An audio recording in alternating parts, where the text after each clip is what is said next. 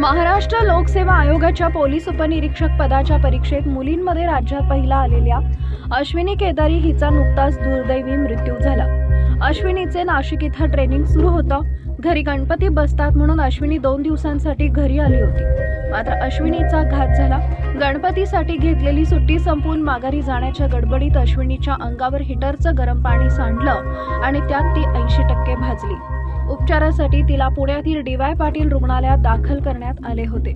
मात्र उपचारादरम्यान तिचा मृत्यू झाला। स्पर्धा परीक्षेची लढाई मोठ्या दिमाखात जिंकणारी अश्विनी उपचारादरम्यान सुमारे 10 दिवस सुरू असलेल्या मृत्यूच्या लढाईत मात्र अपयशी ठरली आहे। अश्विनीचा हा दुर्दैवी मृत्यू संपूर्ण खेड तालुक्यातील नागरिकांना व स्पर्धा परीक्षांची तयारी करणाऱ्या विद्यार्थ्यांना प्रेरणादायी ठरलाय। पुणे जिल्ह्याच्या खेड तालुक्यातील पश्चिम डोंगरी पट्ट्यातील दुर्गम भागात असणाऱ्या पाळू या गावातील सर्वसाधारण शेतकरी कुटुंबात जन्मलेली अश्विनी आपल्या जन्मजात हुशारीनं महाराष्ट्र लोकसेवा आयोगाच्या 2023 मध्ये झालेल्या पोलीस उपनिरीक्षक पदाच्या परीक्षेत मुलींमध्ये राज्यात पहिली आली होती।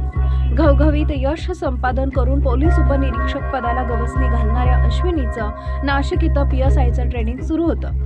ट्रेनिंग सुरू असताना गणपतीसाठी म्हणून अश्विनी 2 दिवसांसाठी आपल्या गावी आली होती। दिनांक 27 ऑगस्टला गणपती बसल्यानंतर दुसऱ्या दिवशी म्हणजेच दिनांक 28 रोजी पुन्हा माघारी जाण्याच्या गडबडीत अश्विनी भल्या पहाटे उठली।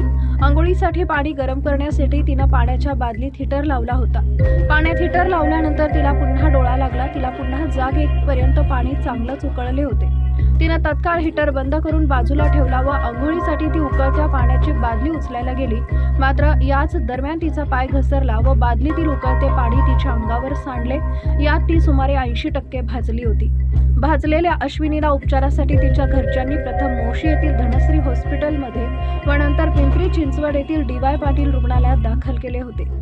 तिथं जवळपास 10 दिवस अश्विनीवर उपचार सुरू होते। मात्र उपचारादरम्यान अश्विनीचा दुर्दैवी मृत्यू झाला।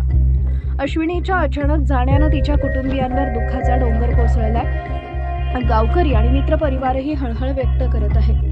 खरं तर PSI पदाला गवसणी घालणाऱ्या अश्विनीला इथंच थांबायचं नव्हतं।